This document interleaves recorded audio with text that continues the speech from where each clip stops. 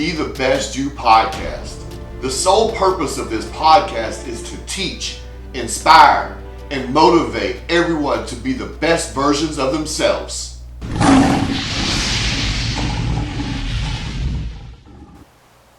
Welcome everyone to another episode of the Be the Best You podcast. I'm your host, Larry Dawson, and today I have a special treat for you. Today, I have my really good friend and business partner, Mr. Frank Denton on. In just a second, I'm going to introduce him and let him tell you a little bit about himself, who he is, where he came from, what he does. But before that, I want to thank everyone for tuning into the podcast. If you're watching or listening, please make sure you take the time to like, share, subscribe, comment. Help us get these videos out there. Thank you for supporting us. Keep it up. So, Mr. Frank, What's up, man? tell them who you are. Tell them about yourself. Just break it down for them, man. Break it down. So, again, Frank Denton. I was born and raised in Charlotte. And, of course, my background, well, I grew up in Cotswold area, still live in the Cotswold area.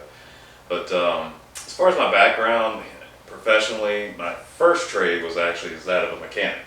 I learned auto mechanics in high school. And in summertime, I went to CPCC, and when all my friends were out there doing and playing, I was actually, learning how to turn wrenches.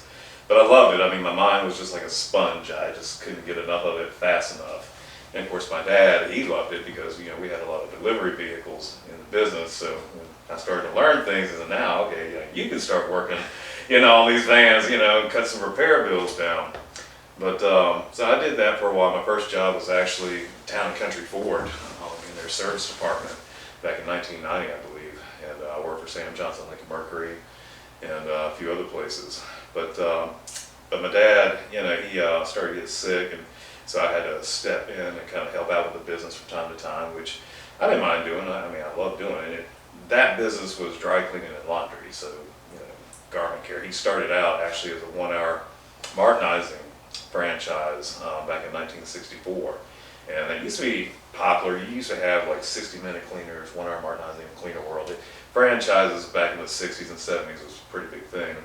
But anyway, so I would help him from time to time. Of course, in college, I had to actually step out of there after my third year when his cancer came back, and just really basically just took over the business, running it for him. And of course, my mom, she worked with us as well, but did that for a lot of years. And at one point, I just basically bought him out because his cancer basically was in remission. I wanted him to enjoy his retirement so my parents could travel, which they did. They went to a lot of places around the world, went to the Middle East and Europe and whatnot. And I just was glad to be able to see them enjoying life. And so I did that, and of course, Dad died actually 20 years ago on the 11th this month. So it's hard to believe it's been that long. And Mom, 4 years ago, they died on the same day, which is really remarkable. But anyway, Crazy. Well, it is 16 years to the day. They were also 16 years apart in age, and that same weekend, I got cold chills just now. So that's crazy. Well, I lost 2 of my dogs that same weekend that were of 16 years in age. It was 16, 16, 16. So I don't know if I was supposed to get a lottery ticket, or if I should look out for a meteorite. Yeah. I just, But so yeah, that was a tough year for sure. But in 2014, I actually got a real estate license. I broker commercial and residential real estate. Never meant to do that as just my main career, but just as a side business. And 2017, I actually, 15, I sold off the garment care business, which had a huge component to it of wedding gown preservation and cleaning. And I actually had developed years prior a patent pending process and a packaging and designed the box that was superior to anybody. And in fact, we were doing more wedding gowns than anybody in the state of North Carolina. Nice. If you walked in that plant, it was just rail after rail after rail of just nothing but wedding gowns. And one of the top dry cleaners in the city at the time, who was pretty much known as being the most high-end, was asking a friend of mine, our colleagues, like, how's he get all those wedding gowns in there? How come they're not bringing them to us? He's like, dude, I don't know, man. He's got something going on. But, so that was a huge component. And like I say, sold that off, made good money on that, fortunately. And then that's when I transitioned back into automotive technology and opened up, as you know, the Holiday Motor Company, which initially we started out doing consignment, and that worked out okay for a while, but we just really didn't have the interior space to hold enough inventory to really make it, viable. So then we started getting into more service, which worked out for a while, but, issues with mechanics and whatnot, it was kind of a problematic situation. And so we do detailing, we still do fixes and flips, as far as cars, older cars, classic cars. So, and that's kind of brings me where we are today, I suppose. So you got a quick backstory, before we dive into the questions. I actually had wrote some questions out today that I wanted to ask you. I wanted to bring you on because you're from the Charlotte area. You're obviously my business partner and a business owner and a good friend of mine, but you're also very smart, very intelligent, very deep, and I know that about you. And I think that, in America right now, there's a lot of wind blowing. And what I mean by that is people don't really have foundations. They kind of go wherever the wind takes them, whichever way the wind's blowing is the way they go. And I was telling my kids the other day that my grandfather, he had 10 catch sayings that he was really famous for. But one of his sayings was, stand for something or you'll fall for anything. Right? So, in other words, as a man, you have to have your basic principles, your foundation, like this house has a foundation, and then, everything after that comes after the foundation.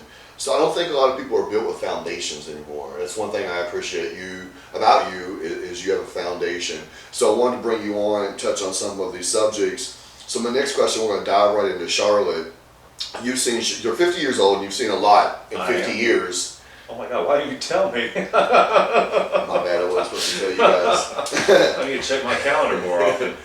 But you've been in Charlotte the entire 50 years. Yeah. So you've seen Charlotte change dramatically in the last 50 years. But what have you seen in the last 10 years of change in Charlotte? And where do you think Charlotte's heading? What do you think of it now? Where do you think it's heading? Well, let me just give you a little point of history. Charlotte traditionally has always been very ill-planned. They've always been challenged with infrastructure, even going back to the development, and some people may or may not know this, of Independence Boulevard, which originally, back in probably, the 50s, it was a 2-lane highway. Well, traffic started to build, and may I add too, the Charlotte Coliseum, the original Coliseum, which was built right there on Independence Boulevard, I think it opened in 1954, I'm thinking. At the time, it was the largest domed structure on the planet, and it was in Charlotte.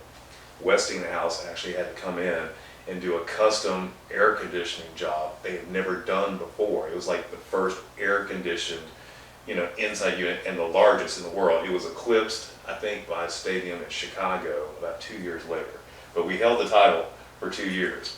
But, things like that, traffic was, increasing. They widened the road. But even my mom said by the time they got it done, it was antiquated. Same thing happened with 485. By the time they got it done, it was antiquated. 77, same way. So, Charlotte has just never really planned and been very proactive. They've always been very reactive, which has caused a lot of issues. We're still dealing with that today. Correct. And I'll give you another example. Out there at Audrey Kell and Providence Road, they finally have fixed it. But used to, 16, which is bottleneck right at that intersection to a 2-lane highway going out to Waxhaw. And it was right there at 485. Again, the turmoil they caused to correct it by being reactive caused even greater disruptions until they could fix it. But they did. So just that being said, again, Charlotte, has just not been a well-planned city. But in the last 10 years, the idea of infrastructure has been an issue too. We just don't have the infrastructure for the amount of people moving in. In other words, you've seen this huge influx of high-density construction, i.e. apartments in apartment buildings. So you've got a lot of people coming into the city now, and they're packing them in as much as they can. But even for the ones that are bringing their cars, traffic is the worst issue now that it's ever been, just because you just have so many people coming to move here. It is. I read the other day that there's 3.9 million people in the Charlotte metro area. To put that in perspective for you guys, the state of Wyoming has 600,000 people. The state of West Virginia has 1.8 million people. So you're talking about just in the Charlotte metro area alone, you have 3.9 million people. So, you know, even though the city is nice and done a good job, like, you know, with the buildings and the banking and the business wise, because I think I read the other day also that we're the fourth fastest growing city, and for money wise, for like good jobs and job opportunities, right? So yeah, people are moving here like droves left and right. Like, okay, the money's there, let's go. It's the banking capital of the East Coast. Right. But the roads aren't prepared to handle all these people. What else do you see about Charlotte, like the downtown area, the job growth, the people, the population? What do you think about all that? Well, I mean, you know, the city has become, traditionally we were never really considered a city, we were considered a big town. Not anymore. Not anymore, not anymore. So, you know, there's definitely an urban feel. I mean, you know, and a lot of people who are living uptown, you know, don't even have cars. They use ride share, or they get on a Lime scooter or something like that. But, you know, the city has definitely taken on a nice look to it. You know, if you look at the skyline today compared to even just 30 years ago, I mean, it's a huge difference. Yeah. You know, but, and of course, you know, we're a, you know, a hub, well, I used to say US Air, American Airlines, but, you know, a huge hub for them. Mm-hmm. You know, and so, you know, we're on pace to rival Atlanta probably in some years to come. But some people consider that a good thing, but then, you know, people like me, you know, I'm like, well, I don't know, a little too much may not be, you know, a good thing. Too much of a good thing may be. They turned my town into a city. Pretty much. I was happy with the town, you know, with a city feel. But you know, of course, there's been shifts too throughout the decades to where, you know, originally everything was uptown because that's where the city was first built. So like, you know, South Park, Cotswold, Parker Shopping Center, all these were built in the early 60s when people started to move out into the suburbs. And so you had this just migration of people going away from uptown, you know, to the point where like during the 80s, when everybody left at 5 o'clock, there was nobody down there. There was like maybe 1 or 2 restaurants, you know. Yeah. But it's all come full circle. Like I said, you know, life is cyclical, you know. And so now what used to be some of the major oases in the city, like in East Charlotte and whatnot, all that's come back down to where now the focus, everything. And everything, it pushes out too, like whether it's the Mint Hill or Huntersville or Rock Hill or Concord, it's just like you run out of air, you run out of room, so it just keeps pushing. Yeah. So, Well, and that's kind of the same thing like you mentioned in Atlanta. I remember in the 80s and 90s growing up and watching them grow big, and it expanding like that, and just watching in person it happen in Charlotte now. Yeah, so, you know, when I'm sitting in that traffic, I just, you know, I was like, you know, can we like create like a new people tax or something? It's just, but yeah, it's, I worry that we may just bust at the seams at some point, you know, and of course, it's having huge upward pressure on housing and the price of housing because, you know, the supply obviously is just not there. Yeah, the supply chain got flipped upside down in Charlotte. Yeah. We were the #1 market in the country several times. I think us, Sacramento, and Boise, if I remember correctly, the 3 of us like kept playing tug of war, which one was the craziest house market for about 2 years there, where the supply chain was just flipped upside down. There wasn't enough houses to meet. I remember one time I just wanted to check the value of my house just to see how much equity I had in it. I guess this was about 1.5 years ago. I think I remember I told you, and I typed in my address, and as soon as I typed in my address, it was like a free appraisal on the house. As soon as I did, like as soon as I hit submit, immediately it popped up and said 4,472 people in your area are on the waiting list to buy your house. I was like, damn. Well, that's demand, is it not? So. Well, it's true. So you know, now you may not see this in some neighborhoods, like, you know, that are more, you know, open and sparse, like fortunately the neighborhood I live in. You know, there's no high density issue there, but these developers, if they find 1 square foot that they can build on, you know, they're going to build on it. Yeah, they are. Yeah. All right, so, well, Charlotte is Charlotte. Charlotte is Charlotte. We'll see what Charlotte becomes, you know, but it's still a great place, you know. I love Charlotte. Oh, yeah. Oh, yeah. It's been beautiful for my family. It's been beautiful for me, for my career, for my success. I have nothing bad to say about Charlotte except for they need to fix these roads. Well, yeah, I wouldn't put your hopes too high on that. So again, by the time they fix 77, we'll probably be dead. Yeah, that's So very true. either that or we'll be like the Jetsons. We'll have air cars. It's mind-boggling to me that you'd be right here in South Carolina and it's 4 lanes, and then when you go into Charlotte, it drops down to 3 and 2. And I'm like, this is backwards. It should be opposite. Completely backwards. You're right. But there you go. Yeah. So you're part owner in Dawson Deaton Holding Company. Can you give a breakdown to the people some of the things the company offers and why they should choose us for some of those things that we offer over our competitors? Well, okay, so first of all, there's vacation rentals. We've got the condos down there in North Myrtle Beach and Myrtle Beach, and so how do you distinguish? That's a good question, and one of the things is like you and Jess have, just so wonderfully done, has gotten us, a 5-star host rating, on Airbnb and VRBO. But, it's mainly the big difference, and again, this is to you and Jess, you have made us basically a customer relations Ajax. I mean, seriously, Yeah. I've never known, hell, I don't even check my emails on the weekend, much less, you know what I'm saying? It's just like that you're just always on it. So we have that in place. So if there's an issue, it gets dealt with, in really the most expeditious manner, possible. So there's that. And of course, we're all people of integrity. Our business is homegrown. It's not a corporate entity per se. So, we have the client's, goodwill to consider, and we take care of that.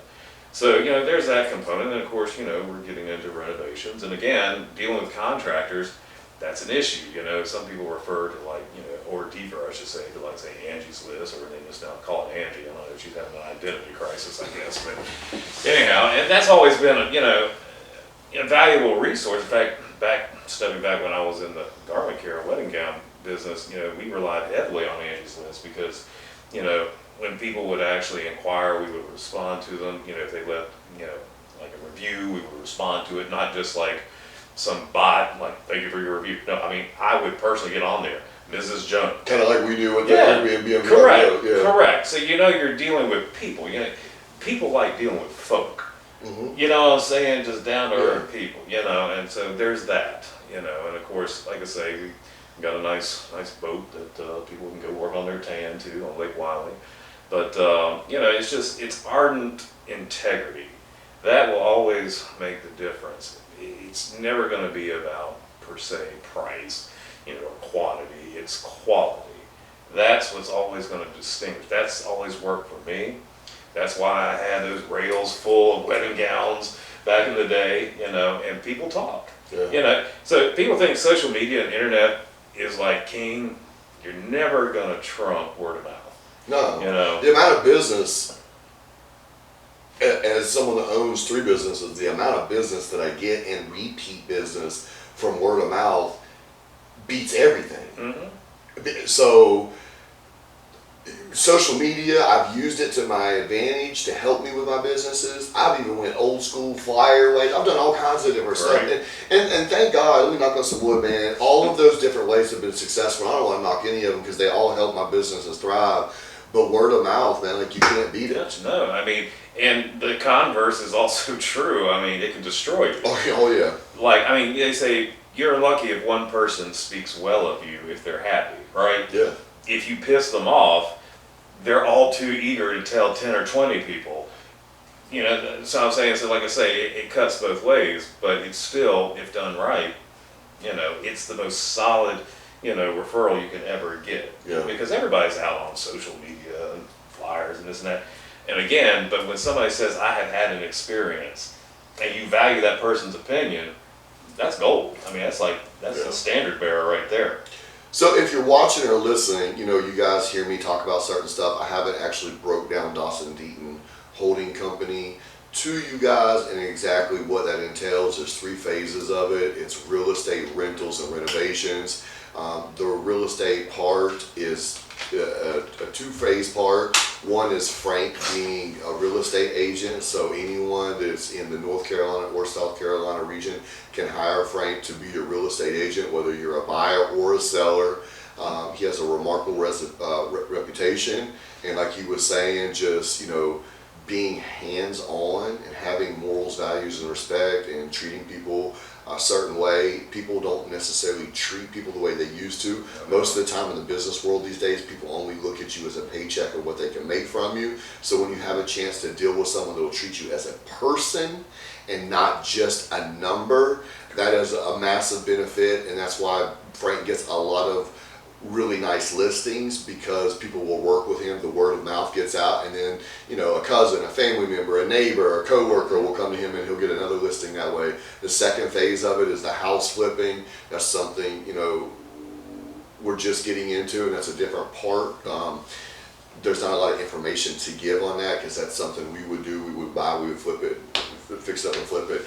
The second part, which is, you know, the part that we're probably most known for, is the rentals. We have several oceanfront condos at the beach right now available. We have 5. We have boats that you can rent over here on Lake Wiley and enjoy the lake up here in Charlotte. But like he was saying, we are Superhost and we are Premium Host. Superhost on one platform, Premium Host on another platform. We also have our own website where you can rent directly from us. So that's dndholdings.net. You can check it out, go on there, and you can book any of our condos. You can book our boat. You can hire Frank as a real estate agent, and you can even sign up to get renovations done to your house. But like Frank said, me and Jess really took the time out when we decided we wanted to do this. We didn't want to just do it and throw some stuff out there. We decided that we wanted to become Superhost and Premium Host, and that we wanted to build a clientele base, and we want to make people happy.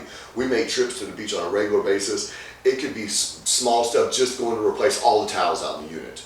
But we always are doing small stuff like giving gift candles out to people, leaving handwritten notes. Like if you look at our stats and reads about us on Airbnb, our communication level, it's not rated top. It is number 1. It is 100% on every single review that has ever been left. It's 5 stars on every single review that has ever been left with our communication.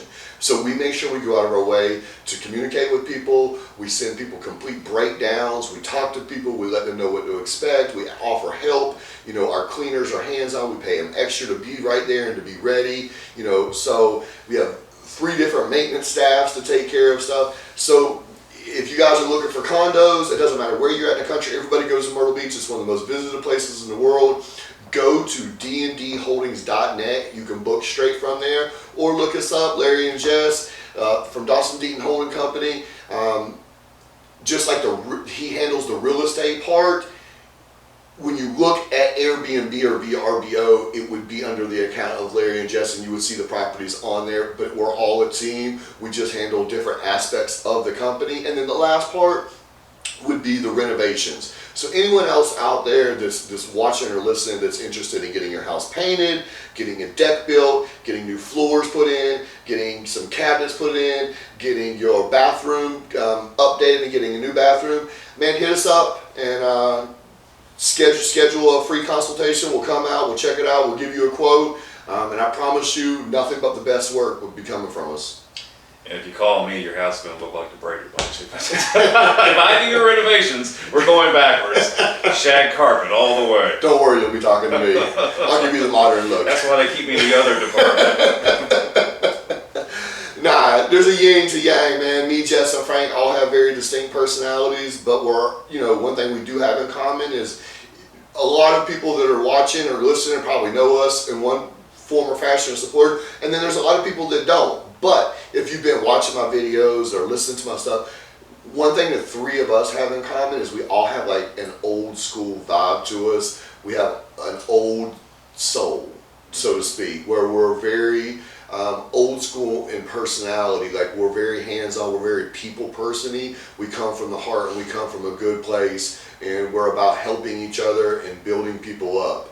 So you keep that positive energy out, and I feel like it's helped us be successful in business. It's helped me succeed with all my businesses, and Frank and Jess the same way. But like that's something that's really lacking out there these days. Very much. So I feel like that kind of is what helps us stand out in a lot of these things. Well, I mean, it does, and it will continue to do so. You know, I mean, again, it compounds on itself. Yeah. So yes. All right, so you heard a little bit about Dawson Deaton Home Company. I got a question, Frank. What piece of advice would you give to anybody out there that's thinking about opening their own business? That's a huge step. Many people think, well, I hate my job, blah, blah, blah, I want my own business. Well, great. I mean, free enterprise is a wonderful thing. But within that, I mean, there's a lot that goes into actually trying to accomplish that and to make sure that it happens in a way that's actually going to be successful.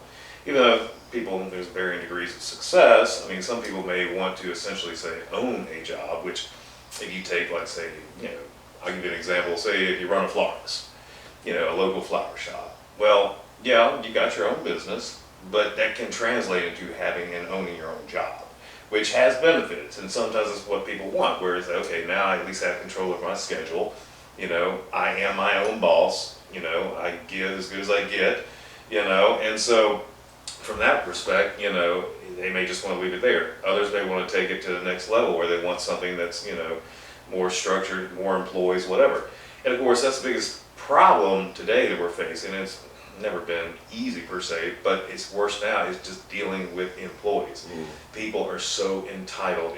In fact, South Park did this great episode I just saw last week where Butters got a job at the ice cream factory, and he's like, look guys, I made my first check, and Cartman's jealous. He's like, well, I want money too. He's like, well, you need to get a job, and so he asks his mom if he can get a job, and she's like, I don't think that's going to work out too well for you, but okay, I'll sign the release, so he goes to work at the ice cream factory, or not factory, shop with Butters, and so the boss is like, is he going to be reliable, and can we trust him? And Butters is like, oh, he's like, yeah. So as soon as he gets in there, customers are coming in, and he's like, it's not, hadn't been an hour. He's like, so when's my first break? And it's like, tomorrow, I think I'm going to work remote. It's like, how do you work remote from an ice cream shop? Then they're talking about, I need a mental health day. And so the reason I bring this up, people have just become so lackluster in their performance, that's going to be a huge risk. Now, say you have a good business plan, you've done your market research, which you need to do, and I'll say, from personal experience, that's where I went wrong years ago when I went into the limousine business. I thought, well, there'd be enough business for everybody. Had I done an actual, market analysis, I would have realized that it was already saturated. I found out the hard way. On a Saturday night, I see two brand new limousines sitting there in park. So they should be out making money, right? So I quickly adjusted and, sold those off and whatnot, But, so yeah, that would be the first step, do a market analysis. Now, there are people who are professionals who do this. So again, you're going to have to squirrel away some investment capital to do this, even just to ascertain if this is going to be the right move for you. Because the last thing you want to do is commit to a lease, or to a loan, and then just to find out this is not going to work. Then you're going to be even worse off.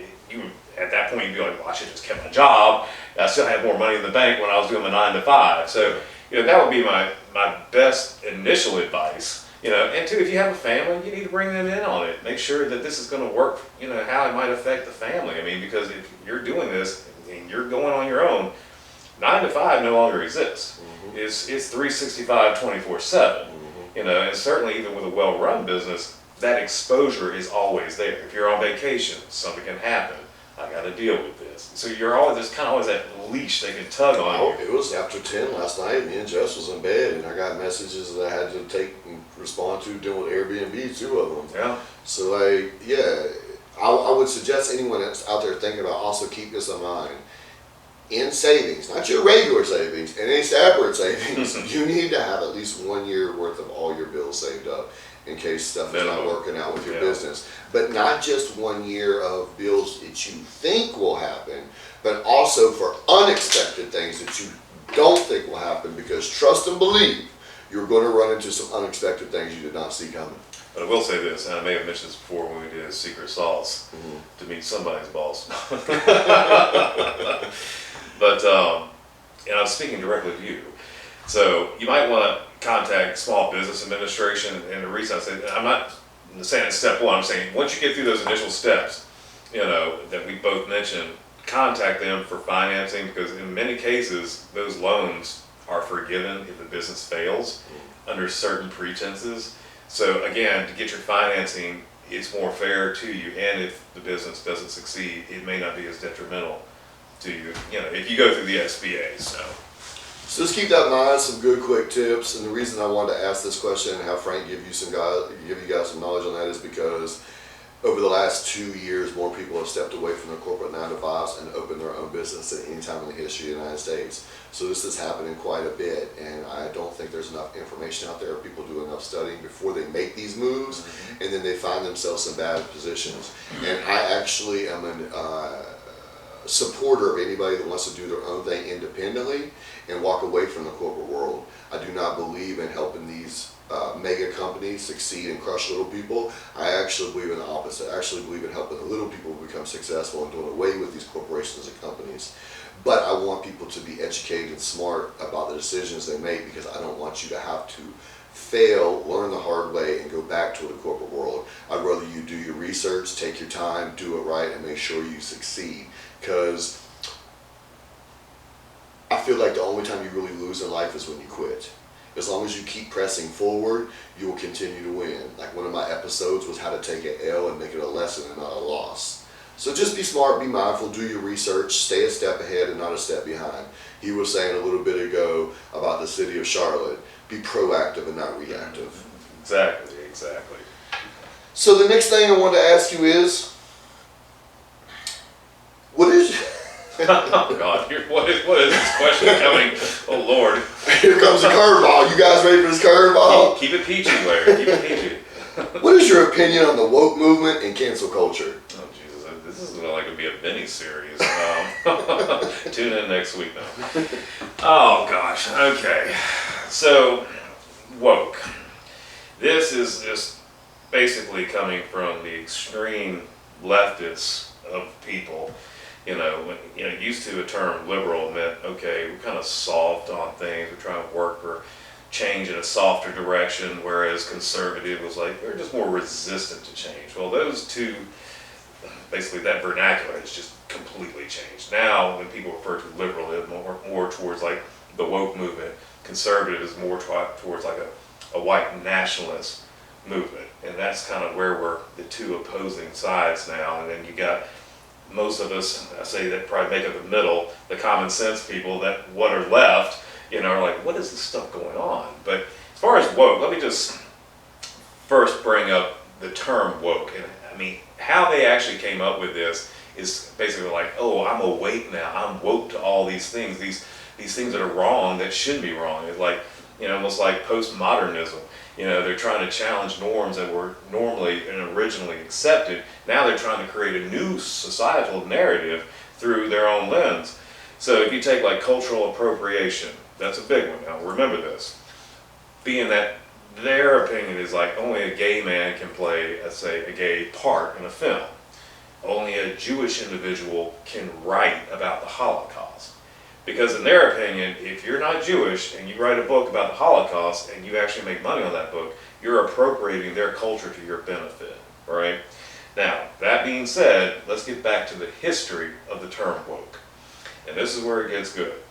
The term originally came back in probably about the 1930s, maybe 1920s, 1930s, in America, in Black America, okay?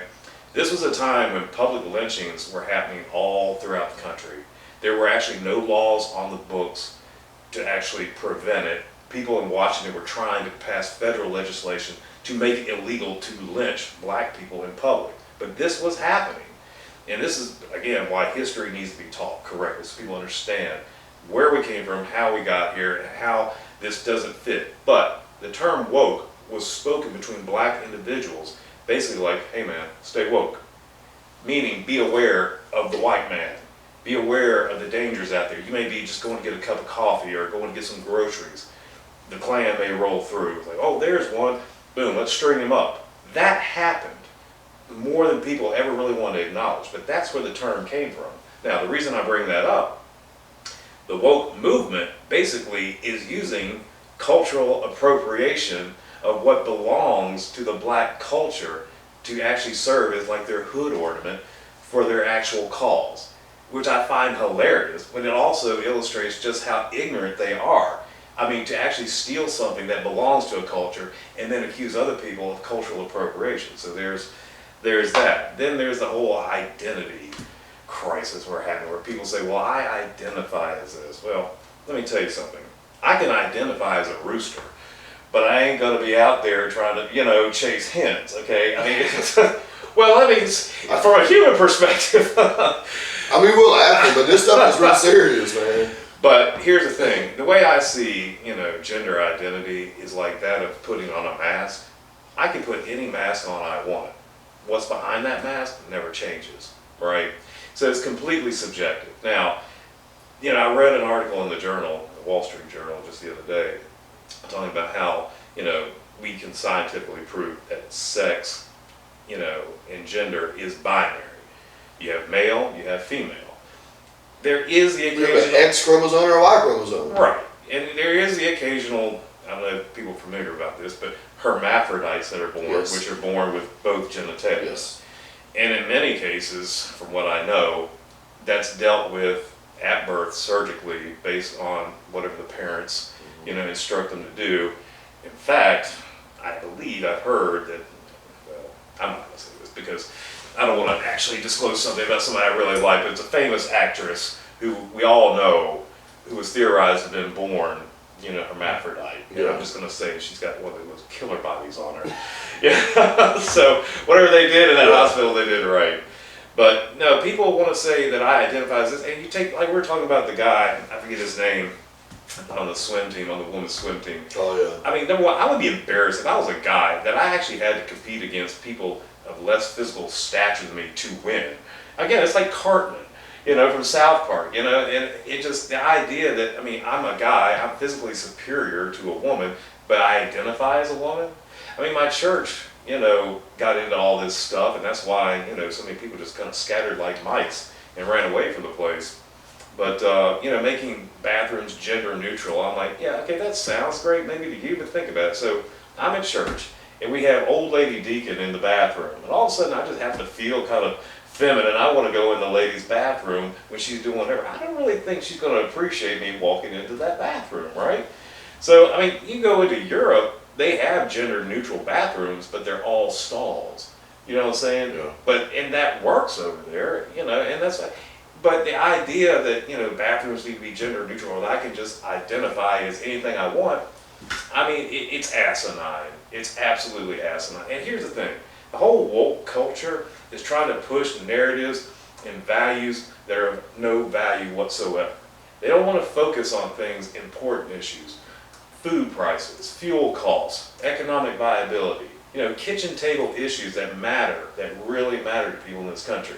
They just want to push all this craziness, and they're also attacking freedom of speech, they're attacking individual sovereignty, they're actually engaging in a collectivist tribal view to where, especially in higher academia, if you even express disagreement with this collective view that we've embraced, you're going to get penalized for it. You may lose tenure, you may lose your job.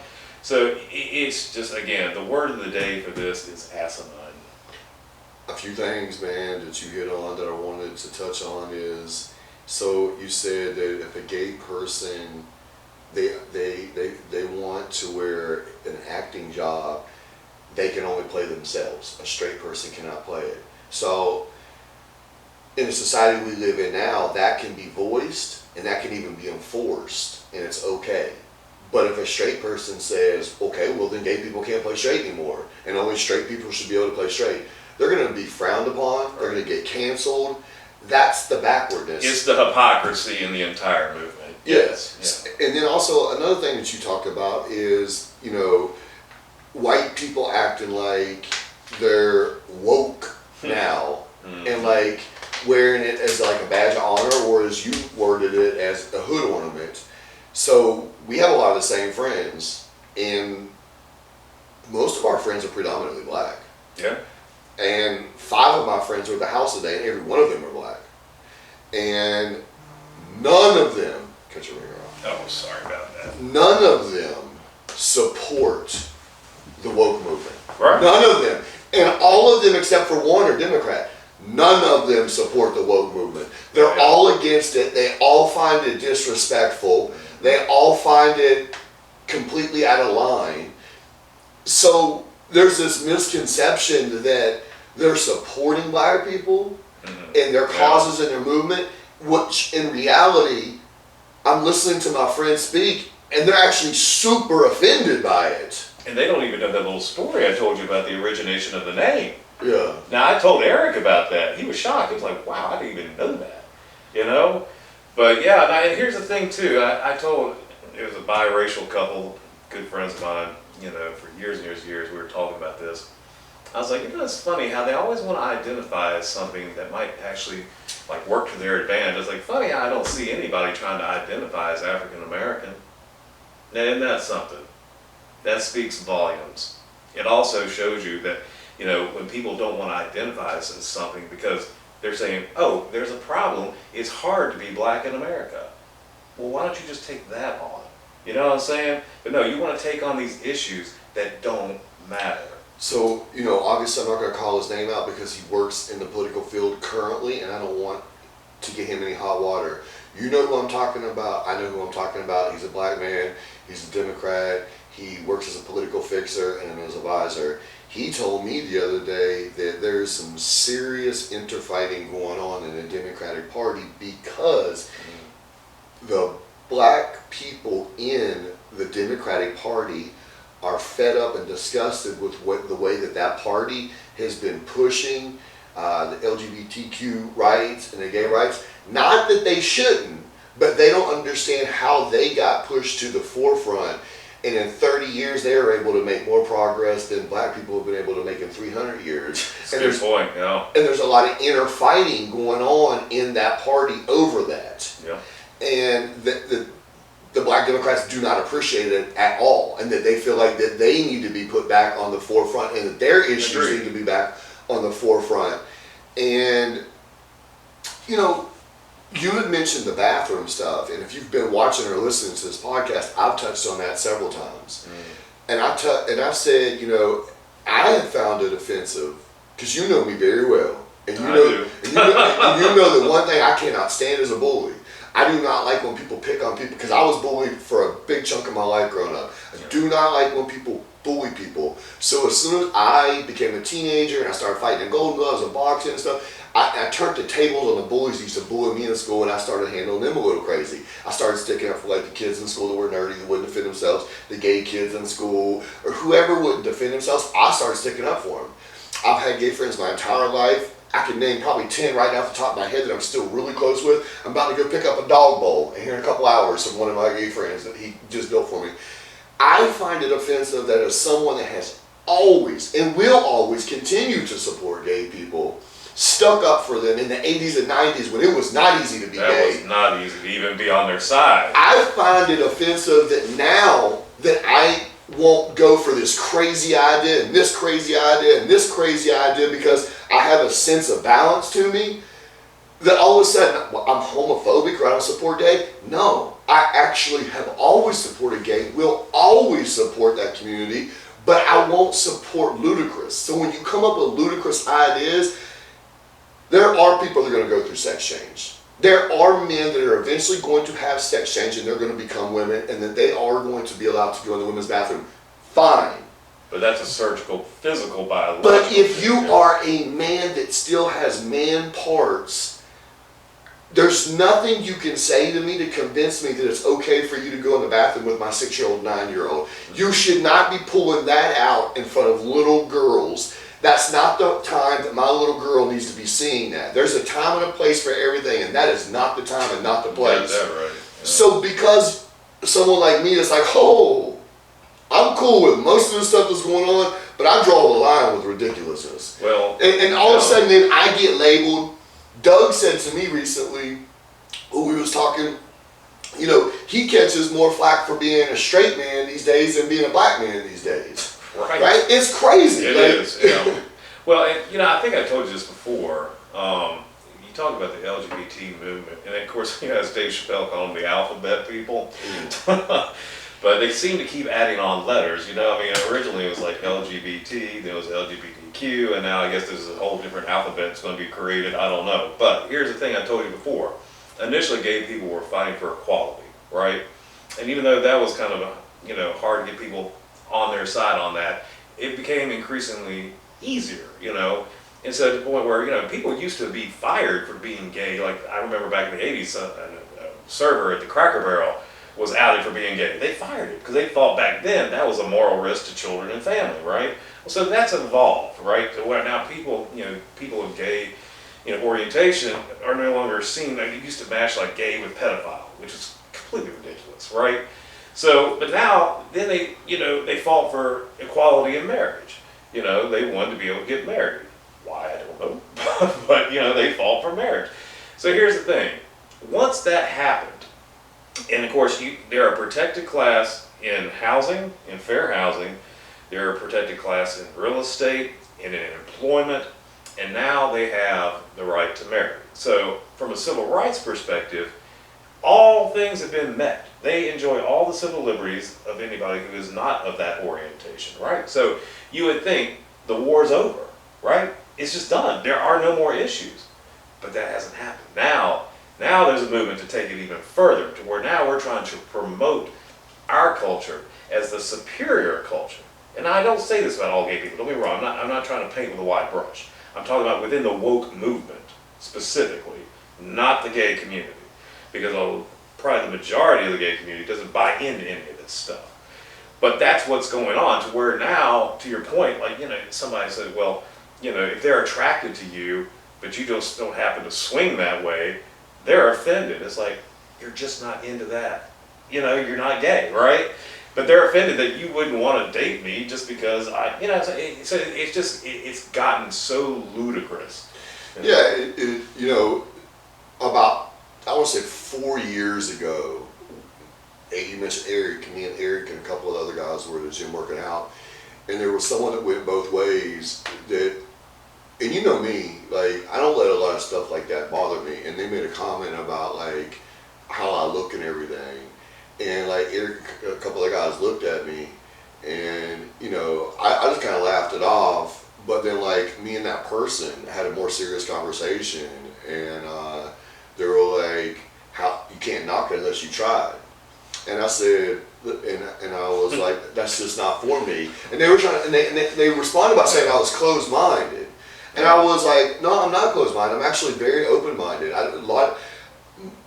Most things don't bother me. I'm actually very open-minded. I am a super chill person, love to have fun, and don't let stuff like that bother me. But at the end of the day, I know who I am and what I like. Right. Just like you know who you are and what you like. I'm not giving you crap for what you like. Why are you giving me crap for what I like? I'm not closed-minded.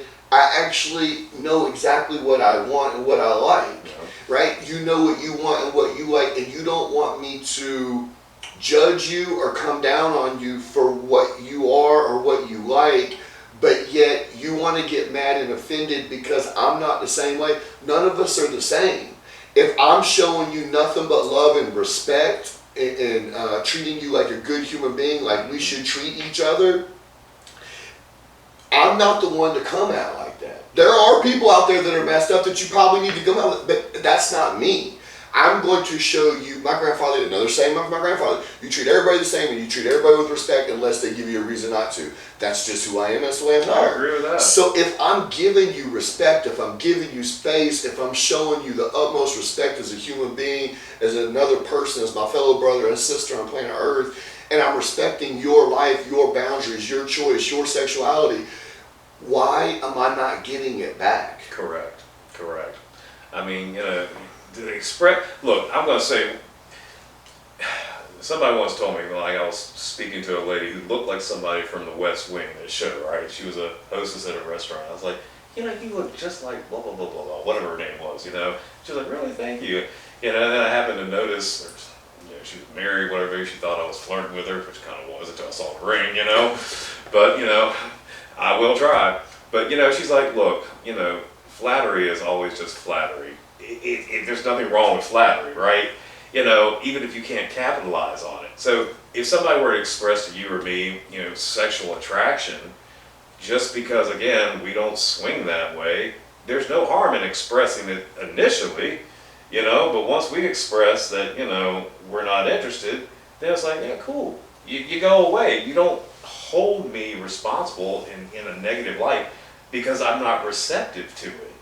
You see what I'm saying? I mean, so, but that again is kind of where things in the woke culture are going, that trying to force you as a straight man, me as a straight man, to not even accept certain things, but to be a part of it. Like we're somehow negative and just, bigoted just because of our sexuality that we choose to be. So yeah, I would never try to force someone else to be something that they're not. Yeah. I would never approach one of my gay friends and try to make them be straight or shame them for not being straight.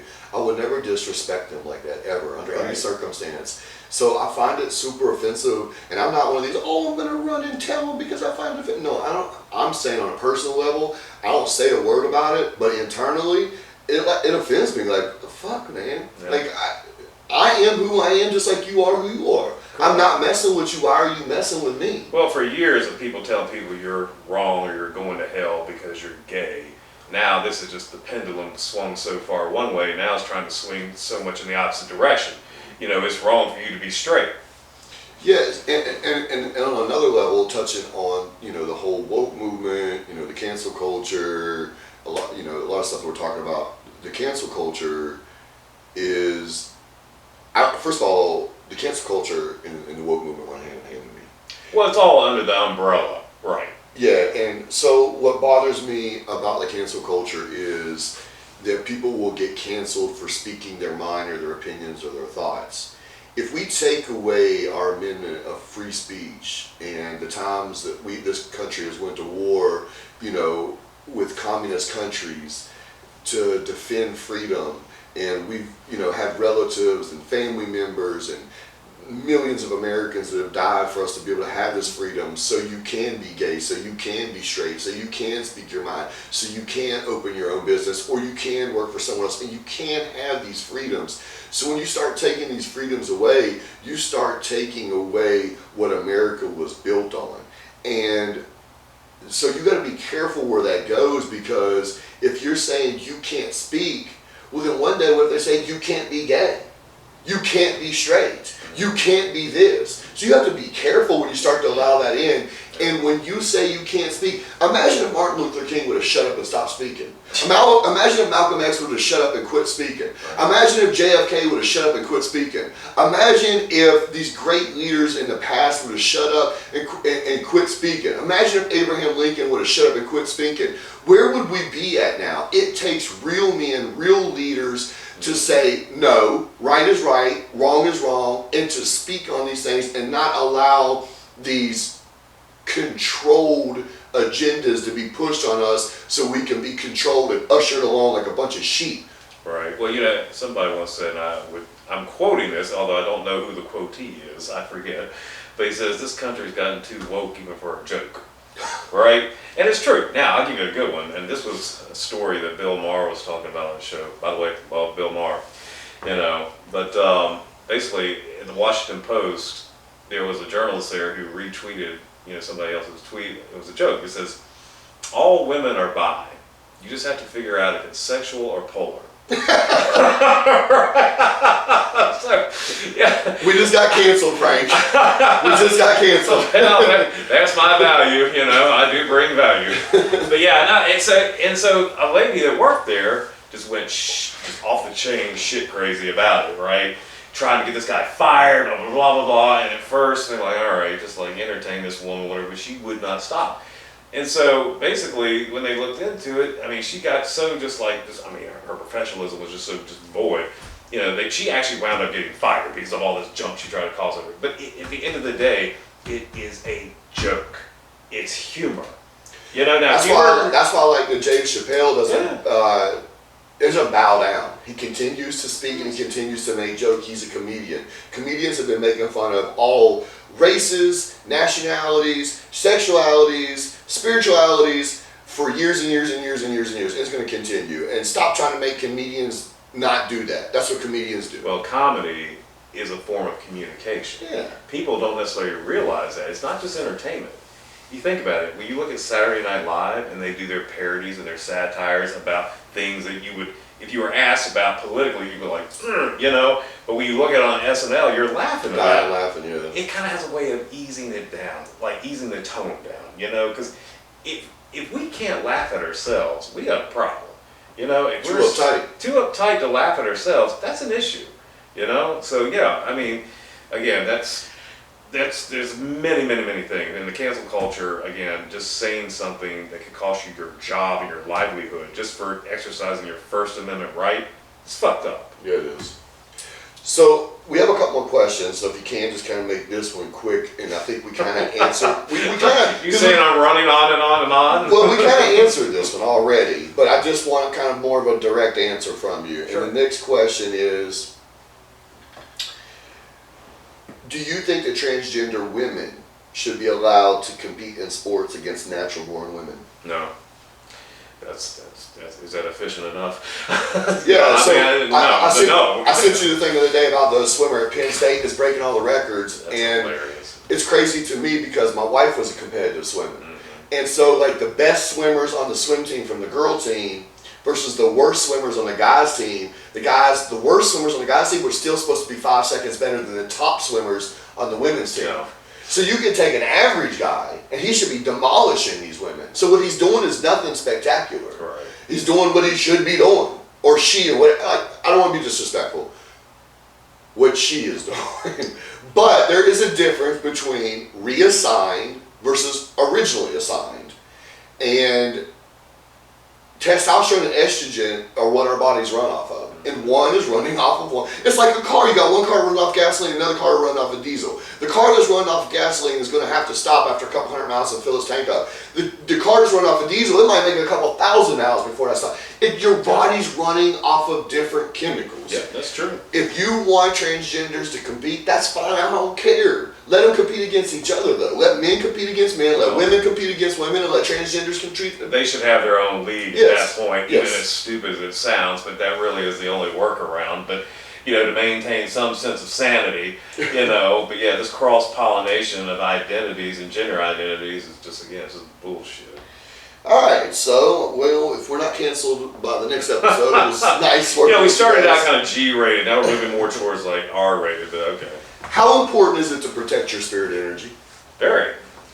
So I'm a very spiritual person, excessively spiritual, and not, you know, I used to originally as a youth, you know, younger adulthood and whatnot, was more religious. I was never like super hardcore, but probably used to be more of a fundamentalist, if you will.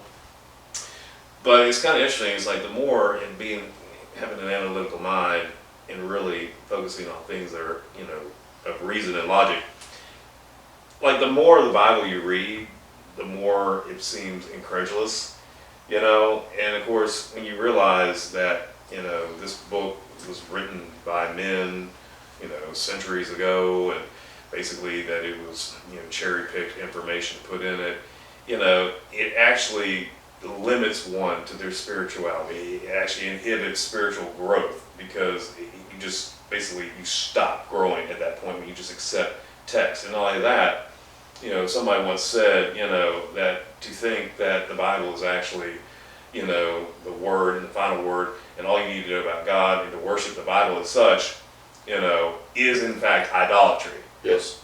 So you need to put a book, a manuscript, a text in its proper place. Yes. And the book is supposed to be parables anyways. Correct. And it's all parabolic. So, you know, and again, to your point about freedom of speech, most people may not know, but the reason Christ spoke in parables is because he lived in Rome. And in Rome, there was no freedom of speech. You said something that was incongruent with Roman law, you were lucky to get tortured, or, you know, they would put you up and nail you on a cross. Yeah. That's how things work. So in order to convey a message, he had to speak in parables, so it couldn't actually be attached to him. He wasn't actually saying anything specific. So, but getting back to spirituality, I love a bumper sticker I saw one time. It's like, God prefers spiritual fruits to religious nuts, right? And it really kind of does, you know, it really kind of cuts it into, you know, two different pathways. That people who want to basically stay within limited knowledge versus other people who want to expand their mind into all possibilities. Now, my whole thing is, I've often said, you know, there is no God. And people are like, what? You know, I was like, no, there is only God. You need to take it out of this like little microscopic viewpoint that we have. Like you could fit all that is God into something that we can actually comprehend. No, I don't believe in humanity's interpretation of what God is. God is basically a question to us. It will always be a question, at least while we're walking this earth. With the exception if there is a second coming of Christ and we're here to witness it, right? So yeah, but spirit energy is very important. And of course, I would advise people, and I've talked to you about this, to read the works of Eckhart Tolle. I mean, it really puts things into perspective. And some people have accused him of being anti-religion. He's not anti-religion. In fact, he quotes Christ more in his writings than he does anybody else. And actually, kind of almost translates like, well, when Christ was saying this, he was actually trying to tell you this. Again, breaking down the parables, So, and of course, Christ was very spiritual. And, so you don't have to be one or the other. You don't have to be spiritual and non-religious. They can coincide, just like science and theology can coincide, But spiritual energy is very important in realizing that there are far more greater things than us in this universe. I mean, that latest telescope reading that showed us, multiple galaxies and what they looked like 13 billion years ago. Well, that was a time stamp. Who knows what it is now? But the fact that that exists, and we're worrying about petty little things like the issues we're talking about in our society, we need to be thinking about, hey, that sun is actually theorized to blow up in about 20,000 years. What's going to happen to our species? Yeah. You know what I'm saying? Things like that are more important. But no, spirit energy is very, very necessary. And, prayer, whether it's meditation, prayer, it's focusing oneself on what is important. Like Eckhart Tolle says, focusing on the now and getting away from psychological time that we create. As he once said, I'll give you a quick example, that he's like, if you were to ask a bird what time it is, the bird would say, whatever do you mean? The time is now. Animals have no concept of psychological time. They only know the moment. And if we focus on our spirituality, it can help us focus on the moment. Not only can it slow time down, but it can improve the quality of time spent. So check this out if you're listening, man. One piece of advice. Be careful who you let close to you and who you let in your circle and close to your energy. Other energy can affect your energy. So be mindful of who you have close to you and their energy. Do not disrupt your energy, your peace of mind, or your life by letting negative energy affect you. Be very careful with your spirit energy. Correct. One last question, my friend. Tell us one thing you would do to make America great again. I thought you would love this question. All right, can I start out with a joke? Let's do it. We've already got canceled today, so. This will be our final broadcast. I'll never forget when Lindsey Graham, remember Senator Lindsey Graham, this is back in 2016 when Donald Trump was first running. It's like, if you want to make America great again, tell Donald Trump to go to hell. But now that's his best friend. Correct. Now they're like butt buddies or something. I don't know. But be careful saying that. People will take that the wrong way. That's true. Okay. Respective sexual Congress partners. But here's the thing. Number one, make America great, just want to say, was stolen. That was Ronald Reagan's, slogan. He's the one that basically said when he was running in 1980, we can make America great again, which was, he was referring to the malaise of the late 70s, the Carter administration. But to your point, if I had to choose one thing, even though we know there's a lot that needs to be done, but there was one thing that I thought that could probably bring about the best change, that would be publicly funded elections. Nice. And when I say this, people are like, what do you mean? So here's the thing. If you want to, taxpayers actually have the ability to take money out of politics. If we wanted to. We could purchase this, literally, and this is how we do it. Basically, if you have a system where people have to get a certain number of signatures to get on a ballot, all candidates have equal airtime, equal funding, equal media, however you want to advertise, it's all equal. So now candidates are running based on merit and who they are as an individual. See what I'm saying?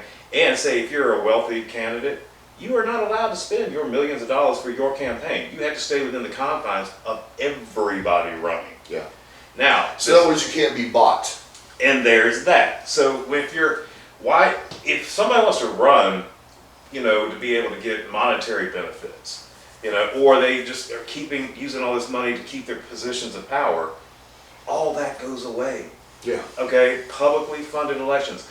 We, the taxpayers, we pay for this process, take the money out of politics. And what would need to be and should be coupled with that, so many people cannot serve public office because they're not financially independent. Now, if you run for a federal office, be it House of Representatives, Senator, there's probably, I think, $250,000 a year salary plus benefits, so you're fine, right? And it's not a bad salary. You consider what they have to do to move back and forth between their states or their districts, it's fine. However, if you want to run for, say, the state house in North Carolina, you might get $21,000 a year. Well, nobody can live off of that. So what does that tell you? Only the people with the most means are representing us. People can't serve to represent us because it's economically unviable.